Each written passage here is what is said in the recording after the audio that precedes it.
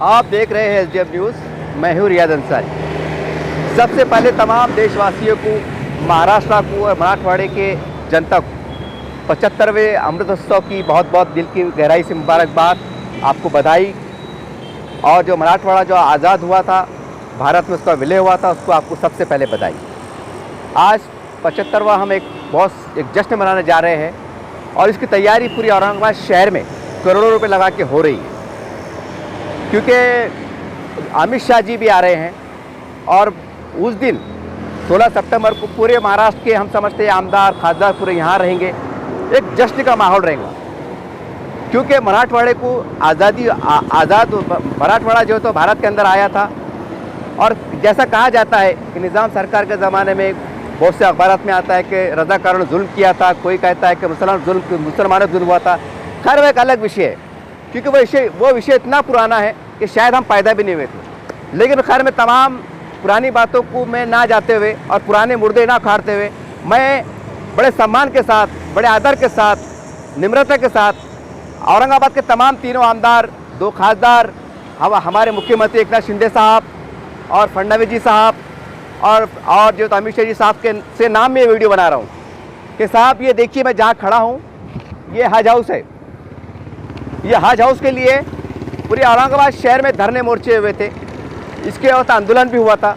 और बड़े आश्चर्य की बात है, एक तरह से दुख की बात है कि जिस हज हाउस के लिए आंदोलन हुआ था, उसके ठीक बाजू जो है तो वंदे मातरम हॉल है।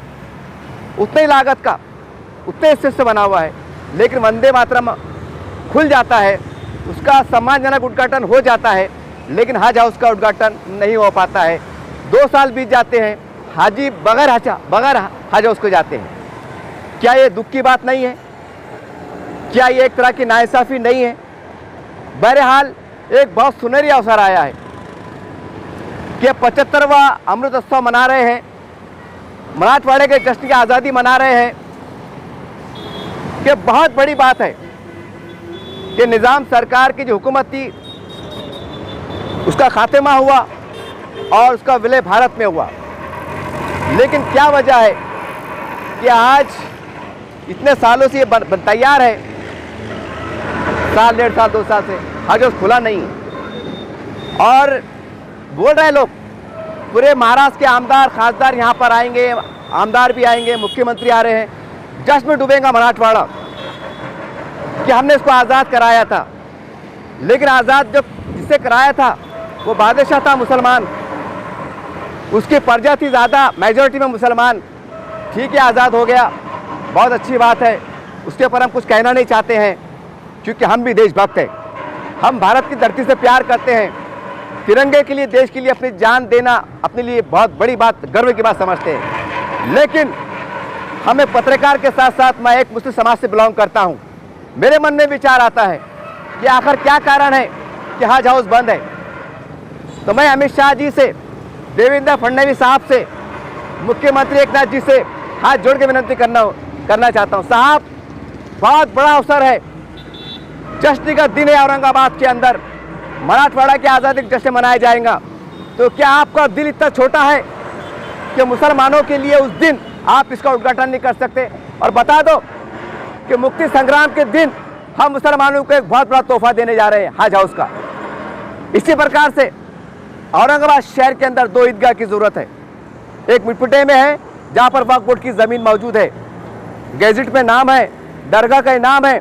इसी प्रकार से नारेगांव मांडकी के अंदर वक्फ बोर्ड की ज़मीन है, वहाँ भी ये तो 20 एकड़ में ईदगाह बन सकती है। हज़ारों लाखों की वहाँ की आबादी मुसलमानों की आने वाले भविष्य में और बढ़ सकती हैं। इसी प्रकार से हरसूल जटवाड़ा और के अंदर एक गांव के अंदर मुसलमानों का कब्रस्तान नहीं है, 2 साल से लड़ रहे हैं। जिला अधिकारी के पास उन्होंने निवेदन दिया है, तमाम नेताओं के पास उन्होंने आवाज़ दी है, काय के लिए? कब्रस्तान के लिए। मिटपुटे के अंदर मुसलमानों की भव्य आबादी है, दरगाह का नाम मौजूद है, लेकिन कब्रस्तान नहीं है। लोग गाड़ने के लिए 12 किलोमीटर दूर आते हैं। इसी प्रकार से नायगांव के आगे मांड की ज़मीन है, वहाँ एक ईदगाह बन सकती है, एक कब्रस्तान की आवश्यकता है। नारेगांव के लोग, वहाँ के मुसलमान कब्रस्तान के लिए परेशान हैं, 2-3 साल से धरने आंदोलन कर रहे हैं, मगर न कब्रस्तान नहीं मिल रहा है।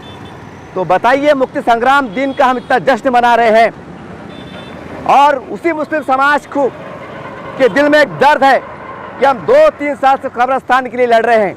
तो सवाल ये है कि हम जो आज़ादी का जश्न मना रहे हैं और एक तरफ मुस्लिम समाज 3 कब्रिस्तान के लिए आपसे हाथ जोड़कर भीख मांग रहा है कि साहब, हम अगर मरते हैं तो हम दो गज की ज़मीन गाड़ने के लिए हम कब्रिस्तान दे दीजिए।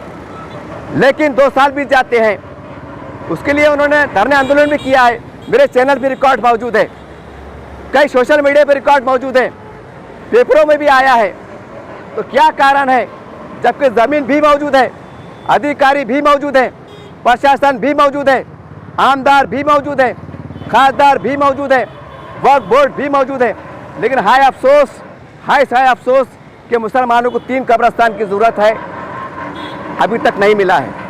और शहर के डेवलप के लिए, मुक्ति संग्राम मनाने के लिए करोड़ों रुपया आपके सामने समाचार पत्रों में पड़ा है। आए हैं, पूरे शहर को सजाया जा रहा है, दुल्हन मनाया जा रहा है। और कब्रिस्तान के लिए क्या पैसा लगता है साहब? 2 लाख रुपए में तार फिक्सिंग हो जाती। 3 कब्रिस्तान की बात करें 10 लाख में काम हो जाता। अगर 2 ईदगाह की बात करें तो 25-25 लाख रुपए में सामने की दीवार बन जाती, यानी कि 50 लाख। तो मेरी आपसे विनती है, अमित शाह साहब और देवेंद्र फडणवीस साहब, हमारे आदरणीय मुख्यमंत्री एकनाथ जी साहब और तमाम शिवसेना के और तमाम भाजपा के लीडरों से गुजारिश है कि देखिए, इस जश्न के अंदर मुसलमानों को शामिल कीजिए। हम ये नहीं कह रहे कि मुसलमान जश्न मनाता है, जश्न मनाता है, इस धरती से प्यार करता है, तिरंगे के लिए अपनी जान देने को, शहादत शहीद होने के लिए तैयार बैठा है, इतना देशभक्त है। लेकिन सवाल ये, एक दर्द का एहसास तो रहेगा ना कि जब मराठवाड़ा आज़ाद हुआ है, आप जश्न मना रहे हैं, तो एक सवाल तो उठेगा मुस्लिम समाज के लिए कि आज हम कब्रिस्तान के लिए परेशान हैं, हमें कब्रिस्तान नहीं दिया जा रहा है। आज हज हाउस बन के तैयार है, सिर्फ सब तैयार है, अंदर एक रिबन काटने की देर है सिर्फ। तो उसके लिए हाय अफसोस कि कोई प्रशासन के अधिकारी बोलो आगे नहीं बढ़ पा रहे। आखिर क्या कारण है? देखिए आप स्क्रीन के ऊपर, तैयार है, भव्य इमारत तैयार है। तो क्या तमाम महाराष्ट्र के जो हमारे मुख्यमंत्री साहब है, फडणवीस साहब है, अमित शाह जी है, आप तो डंके की चोट पे कहते हैं सबका विश्वास, सबका साथ, सबका विकास। देखिए साहब, ये जो जुमला बोलते हैं आप, सबका विश्वास, सबका साथ, सबका विकास, इसके अंदर छुपा हुआ है।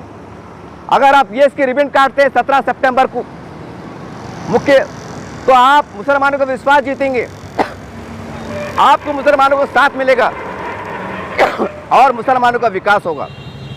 मेरी आपसे गुजारिश है, हम समाज के बीच में घूमते हैं, मुसलमानों में चर्चाएं चल रही हैं, मैं माफ़ी के साथ पूछ रहा हूं, तमाम हमारे आदरणीय आमदार हैं, खासदार हैं, यहाँ के प्रशासन के अधिकारी है, पहले मैं आपसे क्षमा चाह रहा हूं। क्षमा इसलिए चाह रहा हूं कि जुमला बोल रहा हूं, शायद आपको गलत लगे, इसलिए क्षमा चाह ले रहा हूं कि साहब, मैं आपसे पूछना चाहता हूं कि आज हैदराबाद निज़ाम स्टेट अगर रहता कायम, तो क्या आज मुसलमान इस हज हाउस के लिए परेशान होता? क्या कब्रिस्तान के लिए परेशान होता? क्या 2 ईदगाह के लिए परेशान होता? बोलिए ना आप। ये सवाल है मेरा। मैं नागरिक हूं आपका, मैं महाराष्ट्र का सपूत हूं, मैं औरंगाबाद का सपूत हूं, मैं भारत देश का सपूत हूं। बताइए कि मुसलमानों को 3 कब्रिस्तान की जरूरत है। 3 साल से धरने आंदोलन चल रहे हैं और हम जश्न मना रहे हैं। अब बताइए, मैं मुसलमान समाज से आता हूं, ठीक है, मैं पत्रकार भी हूं, चौथे स्तंभ का सिपाही भी हूं, लेकिन अगर मेरे समाज अगर 3 कब्रिस्तान के लिए परेशान रहता है, वक्फ बोर्ड का कार्यालय मौजूद, सरकारी ज़मीन मौजूद, हर चीज़ मौजूद है साहब, तो सवाल ये फिर मिल क्यों नहीं पा रहा है? ये सवाल है एक नागरिक होने के नाते, एक सवाल है एक मुसलमान होने के नाते, कि आपका दिल इतना छोटा है कि मुक्ति संग्राम के दिन जब पूरा मराठवाड़ा जोश में डूबेगा, जश्न मनाया जाएगा, तिरंगा फड़काया जाएगा, तिरंगे को सलामी दी जाएंगी, और एक तरफ मुसलमान कब्रिस्तान के लिए परेशान है, धरने आंदोलन कर रहा है, 2 ईदगाह की जरूरत है। आपने तो ये ऐलान कर देना चाहिए कि इस दिन हम 5% आरक्षण में मुसलमानों को देते हैं। ये देखिए, ये है भारत का दिल। आप अपने आप को कमजोर ना समझे, हम आपके साथ में खड़े हैं। क्या इस तरह से विश्वास में नहीं रह सकता? क्या साथ नहीं दे सकते आप? क्या आप काम नहीं कर सकते? ये मैं नहीं कह रहा हूं साहब, मुझसे समाज में बहुत सी बातें चल रही हैं, कई उर्दू अखबार में भी आता है कि हैदराबाद स्टेट किस तरह आज़ाद हुआ था, किस तरह कत्लेआम हुआ था, कौन किसका जुर्म था, किसको सज़ा मिली, ये पेपरों में आया है साहब। मैं क्या समझाऊँ आपको। बहरहाल मैं इतना ही कहना चाहता हूँ कि इतिहास को इतिहास में छोड़ दीजिए, क्या हुआ था क्या नहीं हुआ था छोड़ दीजिए। जिन्होंने करा है उनको सज़ा मिली है और ये हमारा गर्व है। मैं गर्व से कहता हूँ कि आज हम भारत के नागरिक हैं। मेरा देश भारत देश है, लेकिन मेरे दिल में दर्द है कि आज 17 सितंबर को आज़ादी मना रहे हैं मुक्ति संग्राम का, तो वही समाज को, यदि मैं मुस्लिम समाज से आता हूँ, मेरे समाज को कब्रस्तान नहीं गाड़ने के लिए 3 कब्रस्तान की ज़रूरत है और लोगों ने उसके लिए आंदोलन भी किया है, निवेदन भी किया है। तो मैं आपको याद दिलाना चाहता हूँ कि 16 सितंबर को आप आ रहे हैं, तो आपसे हाथ जोड़कर एक भारत का नागरिक होने के नाते, मराठवाड़ा के नागरिक होने के नाते और एक मुस्लिम समाज का से होने के नाते आपसे गुजारिश करता हूँ कि अमित शाह जी साहब, मुख्यमंत्री साहब, 16 सितंबर को आपकी मीटिंग होंगी, थोड़ा सा एक आधे घंटे का समय निकालिए और इसका उद्घाटन कर दीजिए और मुस्लिम समाज को संदेश दीजिए कि आपका दिल छोटा ना करो, आपको और क्या लगता है हम और देंगे। और इसके पैसे भी लग रहे साहब, तैयार खड़ा है, देखिए आप, तैयार खड़ा है इमारत। सिर्फ एक 10 रुपये की रिबिन और 10 रुपये की कैंची की ज़रूरत है कि आपका दिल इतना छोटा है। मैं एक मुसलमान होने के नाते से, मैं यहाँ का नागरिक होने के नाते से, आप हमारे नेता हैं, मैं आपसे दुहाई दे रहा हूँ, मैं आपसे प्रश्न कर रहा हूँ कि आपका दिल इतना छोटा है कि आप मेरा हज हाउस जो तैयार बना है, आपने करोड़ रुपए लगाया है और आप उसका रिबिन नहीं काट रहे हैं, तो बताइए अभी इमारत का क्या फ़ायदा। अगर मैं मर जाता हूँ तो मेरे समाज को गाड़ने के लिए कब्रिस्तान भी नहीं है, तो बताइए कि मेरा दिल नहीं दुखेगा। मैं कहाँ जाऊँ, मैं किसके पास जाऊँ। या मुस्लिम समाज में चर्चाएं हैं। उम्मीद करते हैं कि 17 सितंबर मुक्ति संग्राम के दिन मुसलमानों को विश्वास बढ़ाने के लिए, जैसा बीजेपी दावा करती है, नारा लगाती है, सबका साथ सबका विश्वास, आपसे हाथ जोड़ के आग्रह है, विनंती है कि ये चंद बातें हैं, वैसे बहुत से समस्याएं हैं, लेकिन ये समस्या आपके हाथ में है। आप एक फ़ोन उठा के जिलाधिकारी को बात कर सकते हैं, काय कब्रिस्तान अधिकारी को भेजिए, कम से कम एक वो दीजिए लेटर कि 17 सितंबर के दिन जब तिरंगे को सलामी दी जाएंगी, ये 3 कब्रिस्तान और 2 ईदगाह, और ये आपको तोहफे में दिया जा रहा है। जश्न मनाइए, धूम से मनाइए। यकीन मानिए अगर ये काम कर देते हैं तो मुसलमान तो हमें तो खुशी मनाता ही है। मुक्ति संग्राम के लिए अगर ये आप इनाम में देते हैं, यकीन मानिए मुसलमान झूम उठेगा, झूम उठेगा। ये मैं अपने अंतरात्मा से कह रहा हूँ। उम्मीद करते हैं कि आप इसको एक अच्छे स्वरूप में लेकर, जो भले देर हुई कोई बात नहीं, अभी भी समय है, 16 सितंबर के दिन इसका उद्घाटन कर दीजिए। और 3 कब्रिस्तान जिसका निवेदन जिला कार्यालय के पास मौजूद है और 2 ईदगाह की ज़रूरत है। मैं उम्मीद करता हूँ मुस्लिम समाज को हमारे फडणवीस साहब, मुख्यमंत्री एकनाथ साहब और अमित शाह साहब एक तोहफा देंगे और बता देंगे ये हम हैं, आपके साथ में खड़े हैं। जय हिंद, जय महाराष्ट्र।